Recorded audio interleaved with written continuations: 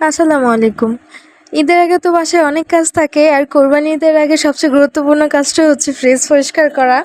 এই ফ্রিজটা নেওয়ার খুব বেশি দিন হয়নি, 3 মাস কি 3.5 মাস এরকম হবে। ড্রয়ারের কারণে দেখাই যায়নি যে পেছনে এরকম ময়লা হয়ে আছে। তো আম্মু সুন্দর মতো ড্রয়ার আর প্লেটগুলো পরিষ্কার করে নিয়েছে, আর আমি সেগুলোকে ফ্রিজে আবার সেটিং করে দিয়েছি। এখন দেখেন ফ্রিজটা একদম আগের মতো, মানে নতুন অবস্থা যেরকম ছিল সেরকম দেখাচ্ছে।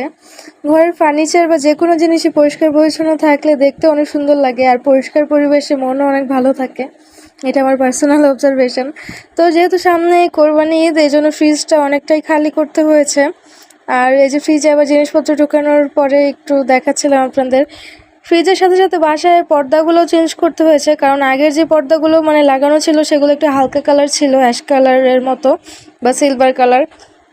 এখন একটু ডার্ক কালারের পর্দা লাগানো হয়েছে, কারণ ঈদে অনেক মেহমান আসবে বাসায়, আর